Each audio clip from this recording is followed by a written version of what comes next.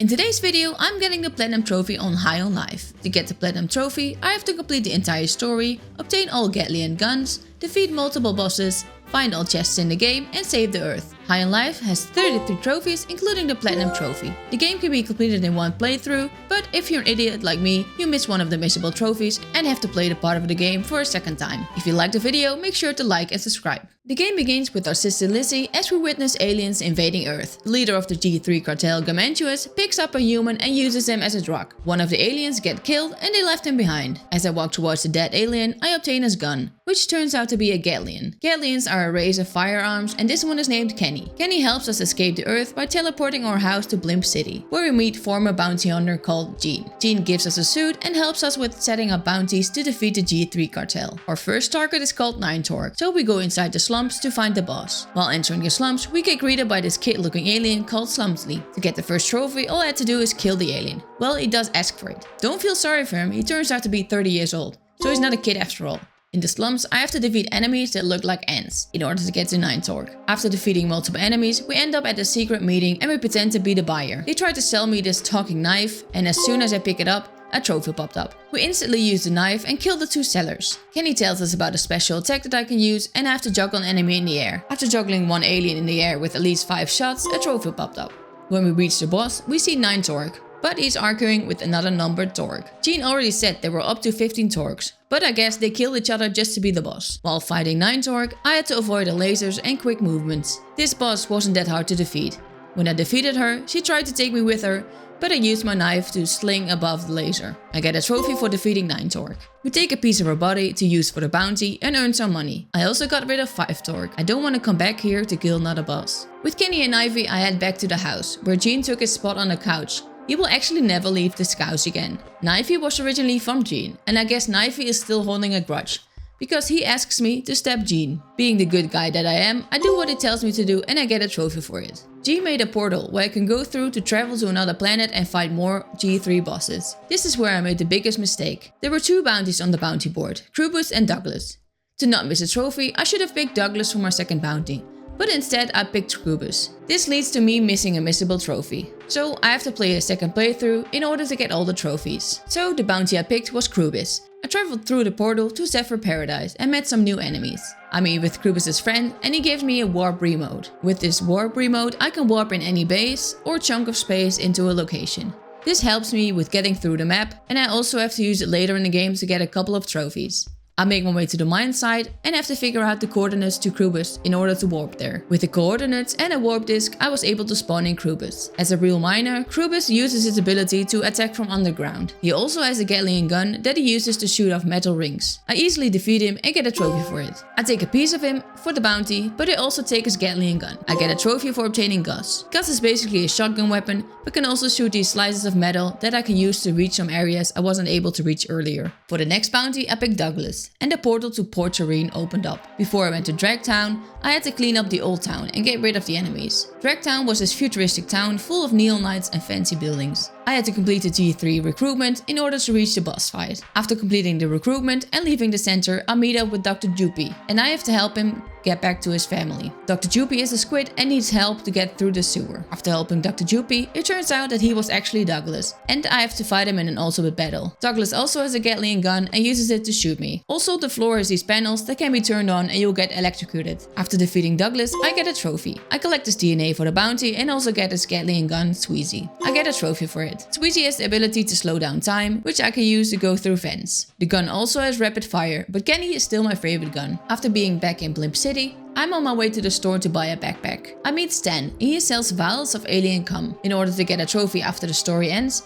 I have to complete the story with these vials in my inventory. So I buy the alien cum and have to wait after finishing the story. I also get a trophy for obtaining a jetpack. I was now able to use my jetpack to glide over areas or get to higher ground. I go back to the house where Jean tells me about the next bounty. Also, our sister says she has a boyfriend called Tweak. To get some intel on the next bounty, Dr. Giblets, I have to go into Blimp City to investigate. The investigation leads me to this new store in the slums called High on Life, owned by Dr. Giblets. This is a shop where you can buy a hyperbong. You can basically put any alien or a human inside and suck all the life out of them. It's some kind of drug. I talk to the manager of the store, but he doesn't know where Dr. Giblets is. Outside of the store I see an alien, trampled to death by all the people rushing into the store. I grab his boots and get a trophy for obtaining the mag boots. These boots can be used to walk up to certain walls and unlock areas that were previously out of reach. When I get back home, I meet the suits. They work for Glug and they want me to defeat Dr. Giblets and they know where he is. I make my way to Zephyr to find Dr. Giblets. When I reach his base, I find a lot of clues that leads to some kind of attack. The investigation ultimately leads to Dr. Giblets being insane and killing his own men. In his lab, we find another Gatlian, but he's pretty beat up. When I finally reach Dr. Giblets, he is stupid enough to fall off his chair and kills himself. I get a trophy for doing absolutely nothing. We take a piece of his DNA and try to escape. But Dr. Giblets was a genius, because right after dying, his security lockdown started to kick in. I had to defeat multiple stages of G3 enemies to escape the base. While escaping through the lab, we take Let's Do It, the Gatlian, with us. He's pretty beat up, so we take him back to Jean,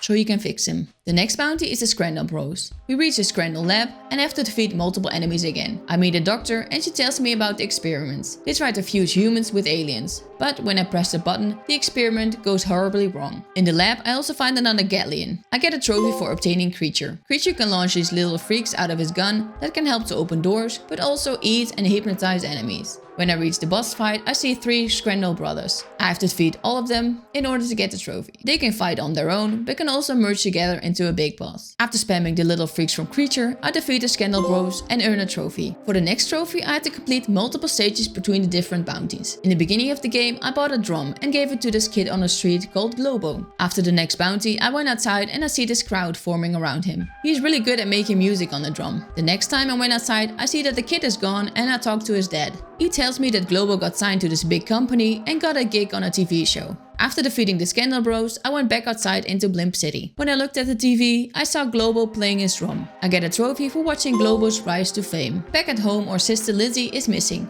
She ran off with her boyfriend Tweek. To find them, I go to the restaurant where Tweek works. Lizzie and Tweek are not at the restaurant, but I get a meal anyway. Kenny reminds me about what happened at his home planet Gatlas. But he didn't tell the truth. It was Kenny's fault that the G3 invaded Gatlas.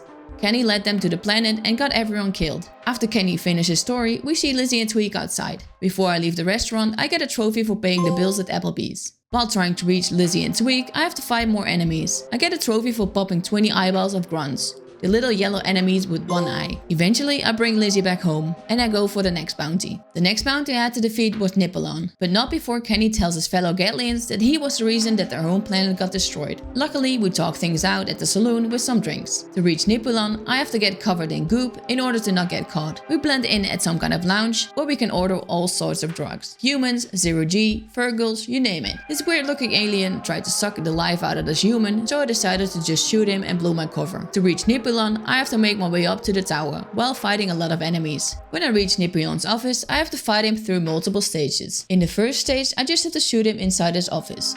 When he reached a certain amount of health, I got drugged with something and made me hallucinate. This part really gave me a headache, because wherever I ran, the scene started over and over. After that, I had to find the right Nippelon and shoot him to take his health. Just for some motivation to keep going, I got a trophy. It was a weird one, because it's called Spend 15 hours at the very real in-game alien strip club. This will look nice on my trophy list. After finally getting back to Nippelon's lounge, I get a trophy after defeating him. I got his DNA and turned in a bounty. When I got back home, Jean finally fixed Let's Do It, and I get a trophy for obtaining him. We warp the house back to Earth to finally fight the G3 cartel boss, Garmantuous. Jean gives us a bomb that we have to put inside Garmantuous to blow him up. The Earth is crawling with enemies, but with Let's Do It, we have an overpowered Gatlian. Let's Do It powers up and attacks multiple enemies at once. So it was pretty easy to rip through the town. While I was fighting a lot of enemies, Pseudo, the little tutorial guy in the suit, said goodbye for one last time. I get a trophy for him leaving me. We reach Garmantuous and have to fight him. Garmantuous is flying around in some kind of UFO, while I have to avoid his laser balls. I hit him multiple times with Let's Do It special attack and crash his UFO to the ground. We plant the bomb inside of his butt, but the bomb didn't go off. I have to fight Garmantuous in the second stage, but not before he kills my 2 favorite people in the world. Yeah, not my parents, but he does kill Jack Black and Susan Sarandon. I know her face from somewhere, but I don't remember from where. I have to avoid Gargantuous Goop Wave and I defeat him shortly after that. I get a trophy for defeating Gargantuous and taking down a G3 cartel. To end it, Kenny wants to sacrifice himself to set off the bomb and end it all. I won't let him and send Gus instead, just because I barely used him. I get a trophy for sacrificing a Gatlian other than Kenny. Gus survives the bomb and we are once again one big happy family. Remember when I met Stan and bought his alien cum? Well, I get a trophy for finishing the game with Stan's product in my inventory. For the next stage of the game, I went on the hunt for all Lox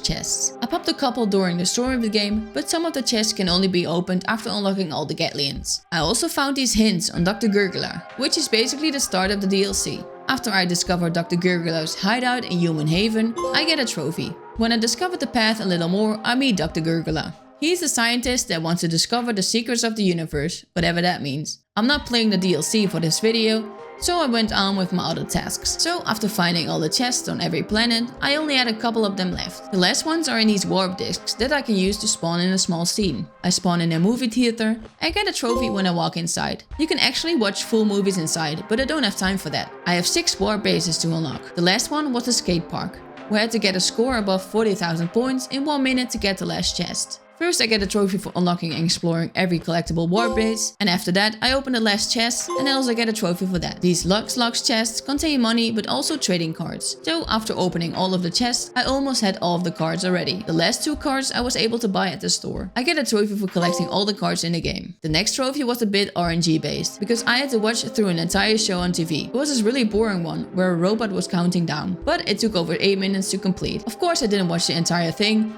so I just made a start to my thumbnail while waiting for the trophy to pop. After 8 minutes, it was finally time. The next trophy was the longest grind. I had to unlock every post in the Bounty Hunter forum. Basically, I had to kill a certain amount of each enemy with a certain gun or with a special attack. Some of them I had done while playing the game, but I also had to kill almost 500 mites, 100 of these little underground creatures that almost never spawn, and 200 times for the special attack. It took me a couple boring hours, but I got a trophy after using enough of these little creatures. For most of the people, the platinum trophy would pop right after that. But no, not for me. I was dumb enough to not follow the guide and miss a missable trophy. So I started up a new game, watched 2 hours of dialogue again, and instead of picking Krubis as a second bounty, I went with Douglas instead. Because I had to obtain Sweezy before I went after Krubis. After defeating Douglas and getting Sweezy, I went to the administration office and used Sweezy to tell Helen that I was the boss. I got to boss around these moplets while they had to work. I got a trophy after firing all of them. After that, the last trophy popped up, the platinum trophy for High on Life. High on Life was an amazing game to play with lots of laughs and little inside jokes. If I would put all of them in a video, the video would be 2 hours long. The end was kind of grindy, and it was sad that I missed a missable trophy and had to play the first part again. There's a lot of dialogue that I wish I could skip, but oh well, we got the platinum trophy. Let me know in the comments what you think about High on Life and what game I should platinum